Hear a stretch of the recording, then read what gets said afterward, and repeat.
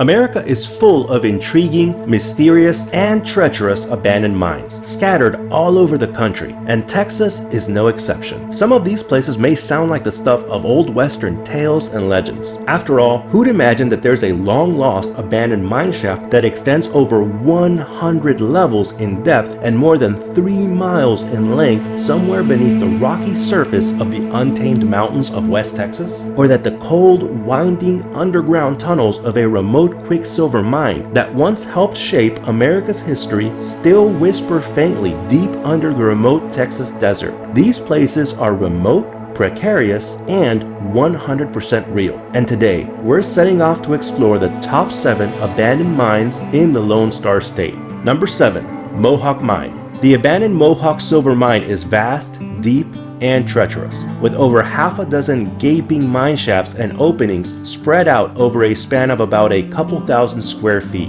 many of them dropping straight down without warning at a dizzying 90-degree angle.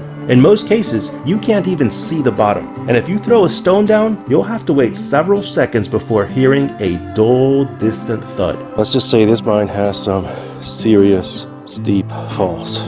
You gotta watch where you step.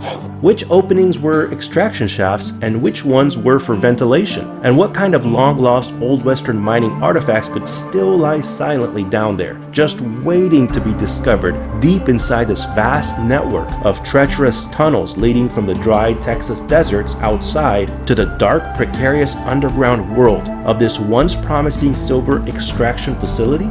This is a fascinating piece of old Texas mining history.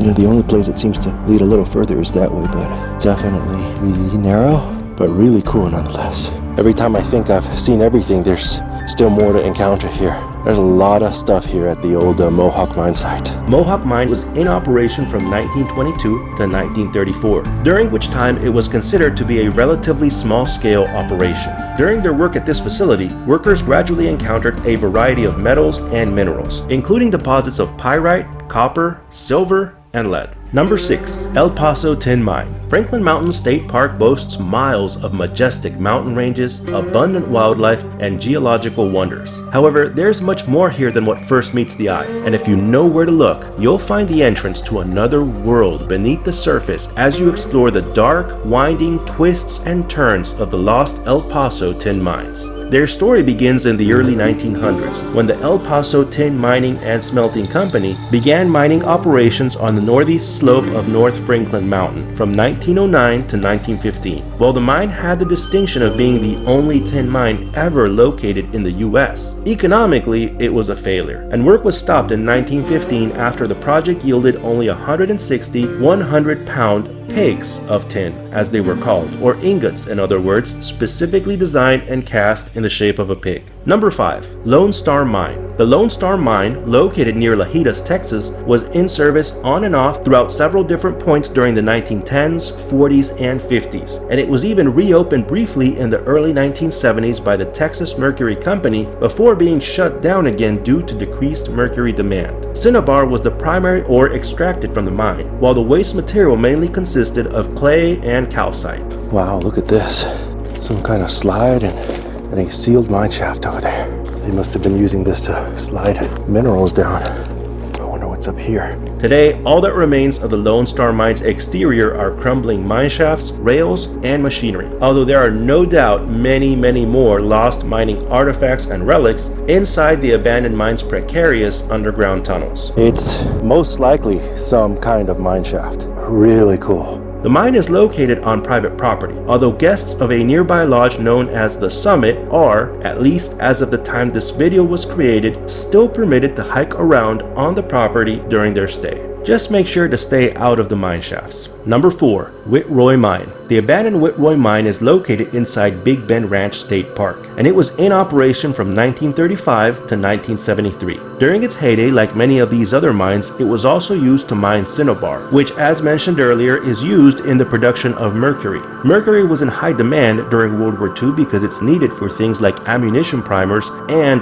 detonators for explosives. After the war, however, this place gradually declined and eventually went out of business for good around 1973 due to falling mercury prices and excessive competition from around the world. The now abandoned site of the Witroy Mine contains several decades-old ruins and relics, including a rock crusher, hopper furnace, a conveyor belt, dozens of buildings, at least 2 mine shafts, and even portions of an old railroad track to transport ore via mine carts. To reach its location inside the state park, you'll have to walk or bike at least 4 miles each way, potentially in the deadly heat of the Texas desert. So try to avoid coming in the summer and make sure to be well supplied and prepared for the rough, rocky path to the mine. Number 3. Fresno Mine. Not too far from the remains of the former Witroy Mine lie the ruins of the abandoned ghost town of Buena Suerte, as well as the also abandoned Fresno Cinnabar Mine, which is next on our list. The site of the ghost town contains the abandoned buildings of a 1940s mercantile and school,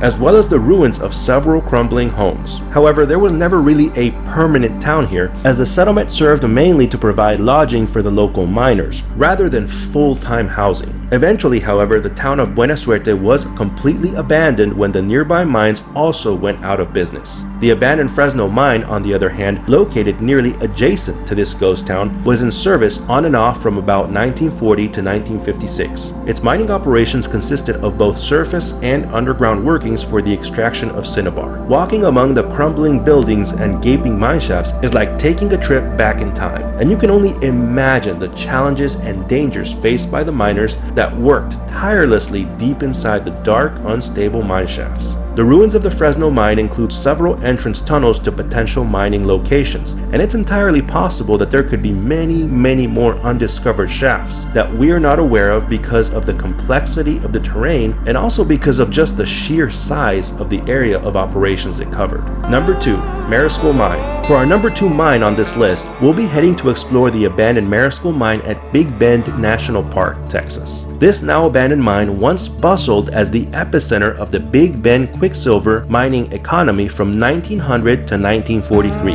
The extraction and processing facilities here produced 1,400 76-pound flasks of mercury during the mine's life, amounting to nearly 1/4 of the total produced in the United States at the time. Quite amazing how intact this is. No vandalism, just so quiet here. You could hear a pin drop.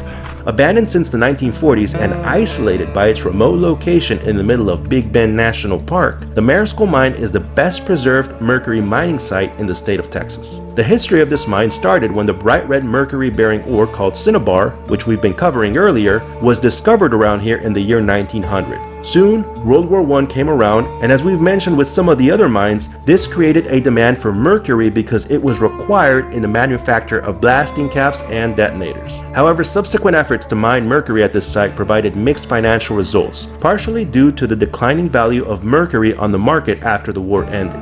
After closing and reopening several times, this mine finally closed for the last time in 1943, just a year before the establishment of Big Bend National Park. If you do choose to come at your own risk, avoid handling the bricks of the Scott furnace or the mine tailings, as they may contain poisonous concentrations of mercury. Also, make sure to be careful around mine shafts, as although most of them are fenced, there may still be some undiscovered shafts in the area. Number 1. Mariposa Mine. For our number 1 mine on this list, we'll be trekking across imposing mountains, colossal cliffs, and even a majestic canyon to cover the story of one of the most mysterious and inaccessible abandoned mines in the state, the Mariposa Mine. The Mariposa Mine in Brewster County, Texas, was one of the most productive quicksilver mines to ever operate in the Terlingua mining district. However, despite the former glory days of this highly productive mining installation, its remote location has always made access a challenge. However, after hours of driving and miles of hiking up these steep, remote mountains, I finally begin to see signs of the legendary Mariposa mining operation. I've reached the summit of this small mountain, and it is quite a view. But even better is we have a good vantage point to fly over the Mariposa Mine and see what's left of it.